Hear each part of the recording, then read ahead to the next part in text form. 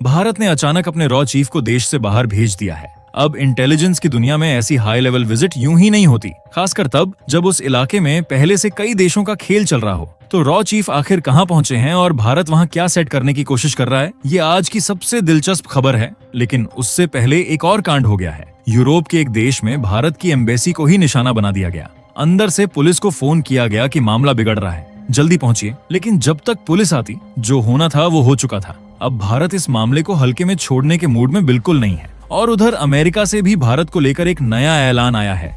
लेकिन सबसे ज्यादा मिर्ची चीन को लगी हुई है। ब्रिक्स समिट सिर पर है और उससे ठीक पहले भारत सरकार ने ऐसा फैसला ले लिया जिस पर बीजिंग ने खुलकर नाराजगी जता दी। अब चीन आखिर भारत से चाहता क्या है और भारत उसकी बात मानने के मूड में है भी या नहीं, इसका हिसाब भी आगे करेंगे। मतलब आज मामला रॉ से शुरू होगा, यूरोप पहुंचेगा, वहां से अमेरिका और आखिर में चीन तक जाएगा। तो चलिए सीधे पहली खबर खोलते हैं, क्योंकि रॉ चीफ की ये अचानक हुई विदेश यात्रा सामान्य द्वारा बिल्कुल नहीं लग रही। सबसे पहले बांग्लादेश चलते हैं, क्योंकि वहां पिछले कुछ समय से जो रिश्ते ठंडे पड़े थे, अब अचानक पर्दे के पीछे फोन भी चल रहे हैं और मुलाकातें भी। दरअसल हाल ही में बांग्लादेश के प्रधानमंत्री तारिक रहमान और भारत के हाई कमिश्नर दिनेश त्रिवेदी की मुलाकात हुई और मुलाकात के तुरंत बाद दिनेश त्रिवेदी को दिल्ली वापस बुलाया गया है कंसल्टेशन के लिए।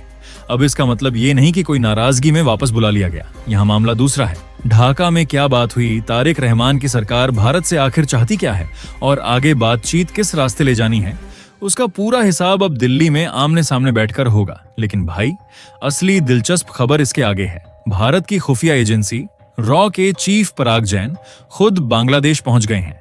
और ये विजिट इसलिए ज्यादा ध्यान खींच रही है क्योंकि खबर है कि बुलावा भी बांग्लादेश की तरफ से आया। वहां की सैन्य खुफिया एजेंसी DGFI के इन्विटेशन पर ढाका पहुंचकर पराग जैन ने प्रधानमंत्री तारिक रहमान के defence affairs adviser retired brigadier general doctor AKM Shamsul Islam से भी मुलाकात की है। अब यहाँ जरा तस्वीर जोड़िए। एक तरफ बांग्लादेश का प्रधानमंत्री भारतीय हाई कमिश्नर से मिल रहा है, दूसरी तरफ हाई कमिश्नर दिल्ली कंसल्टेशन के लिए आ रहे हैं और उधर बांग्लादेश की मिलिट्री इंटेलिजेंस सीधे रॉ के चीफ तक पहुंच बना रही है। मतलब ऊपर से रिश्ते जैसे भी दिखाई दें, नीचे वाली लाइनें दोबारा जोड़ने की कोशिश जरूर हो रही है। किस मुद्दे पर बात हुई उसका पूरा ब्यौरा अभी सामने नहीं आया है, इसलिए अभी ये बोल देना जल्दबाजी होगी कि दोनों देशों के बीच सब कुछ ठीक होने जा रहा है। लेकिन टाइमिंग जरूर दिलचस्प है। शेख हसीना की प्रेस कॉन्फ्रेंस के बाद भारत बांग्लादेश के बीच एक के बाद एक हलचल दिखाई दे रही है और उपलब्ध सार्वजनिक जानकारी के हिसाब से शेख हसीना के सत्ता से हटने के बाद रॉ चीफ की ये पहली ऐसी बांग्लादेश यात्रा बताई जा रही है जो सामने आई है। अब अगला बड़ा संकेत सितंबर में मिल सकता है। भारत ने ब्रिक्स समिट के लिए तारिक रहमान को न्योता भेज रखा है। बांग्लादेश ने अभी तक ना साफ हाँ बोली है ना ना। तो अगर तारिक रहमान भारत आते हैं, समझिए बात सिर्फ अधिकारियों की मुलाकात तक नहीं रुकी। और अगर नहीं आते तो फिर ये देखना पड़ेगा कि ढाका अभी नई दिल्ली से कितनी दूरी बनाकर चलना चाहता है। फिलहाल इतना जरूर है, भारत और बांग्लादेश के बीच दरवाजा बंद नहीं है, उल्टा पीछे वाले दरवाजे से बातचीत तेज होती दिखाई दे रही है। अब जरा ये तस्वीर देखिए। दीवारों पर भारत के खिलाफ नारे, तिरंगे के साथ बदसलूकी और पूरी बिल्डिंग पर स्प्रे पेंट से खालिस्तान के समर्थन में बातें लिखी हुई हैं।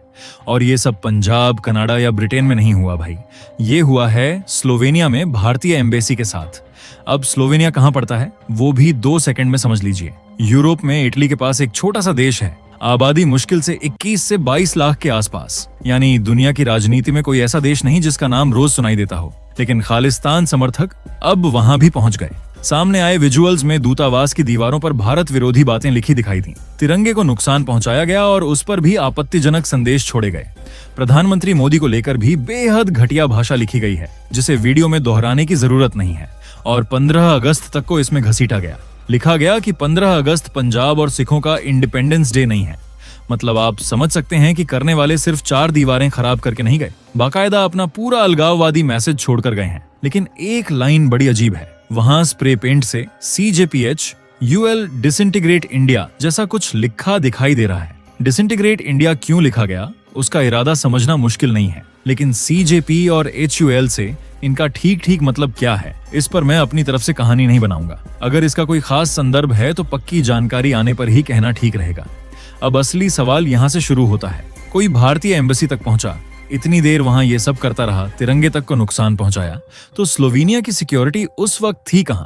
और आगे जो जानकारी सामने आई है उससे ये सवाल और बड़ा हो जाता है क्योंकि बताया जा रहा है कि एम्बेसी की तरफ से पुलिस को फोन भी किया गया था, फिर भी पुलिस वक्त पर नहीं पहुंची। अब यहाँ एक चीज और जोड़नी जरूरी है। दीवार पर जो CJP लिखा मिला उसका कनेक्शन भी ध्यान खींचता है।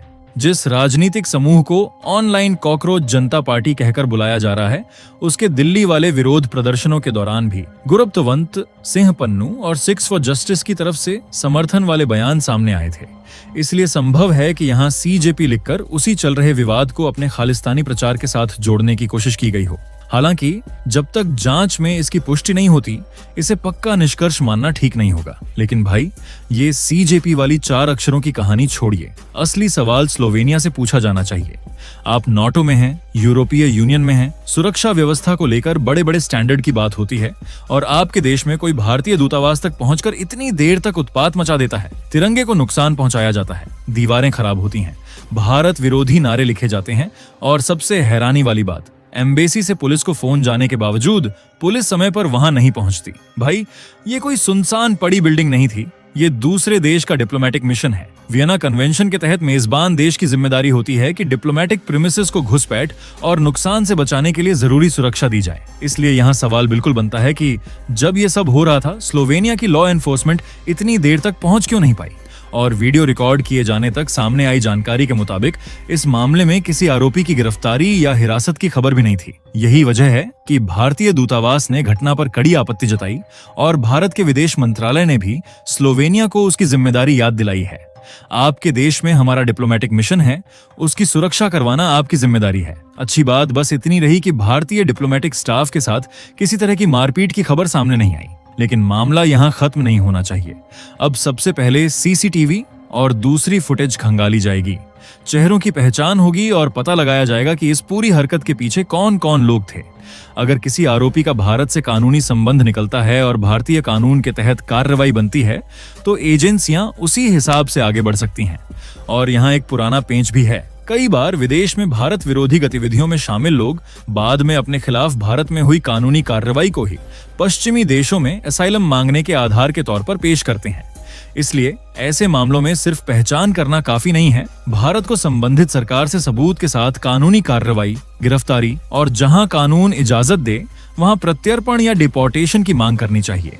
क्योंकि किसी विचार से सहमत या असहमत होना अलग बात है, लेकिन दूसरे देश के दूतावास में घुसना, तोड़फोड़ करना और उसके राष्ट्रीय ध्वज को नुकसान पहुंचाना प्रोटेस्ट बोलकर सामान्य नहीं किया जा सकता। और अगर स्लोवेनिया सच में अपने डिप्लोमेटिक ऑब्लिगेशंस को गंभीरता से लेता है, तो जवाब बयान से नहीं मिलेगा। जवाब तब मिलेगा जब कैमरे में दिखाई देने वाले लोग पहचानकर कानून के सामने खड़े किए जाएंगे। अब अमेरिका वाली खबर में 2 चीजें एक साथ हुई हैं और दोनों को जोड़कर देखें तो मामला थोड़ा दिलचस्प हो जाता है। भारत में अमेरिका के राजदूत सर्जियो घोर ने दिल्ली में विदेश सचिव विक्रम मिस्री से मुलाकात की है। ऊपर से देखें तो ये एक सामान्य डिप्लोमेटिक मीटिंग लगेगी। 2 अधिकारी मिले, भारत अमेरिका रिश्तों पर बात हुई और खत्म। लेकिन इसके ठीक पहले सर्जियो घोर कहां घूम कर आए हैं वो देखिए। पहले 5 अगस्त को तेलंगाना पहुंचे और मुख्यमंत्री रेवंत रेड्डी से मिले। फिर 7 अगस्त को कर्नाटक जाकर DK शिव कुमार से बातचीत हुई और उसके अगले दिन केरल में वहां के मुख्यमंत्री से मुलाकात की। अब इन मुलाकातों की टाइमिंग इसलिए ध्यान खींच रही है क्योंकि FCRA और विदेशी फंडिंग वाला मामला पहले से गर्म है। खासकर ईसाई संगठनों से जुड़े मुद्दे पर अमेरिका की तरफ से सवाल उठ चुके हैं और भारत कुछ देर पहले ही साफ कर चुका है कि भाई, हमारे कानून का हिसाब हमारी संसद देखेगी।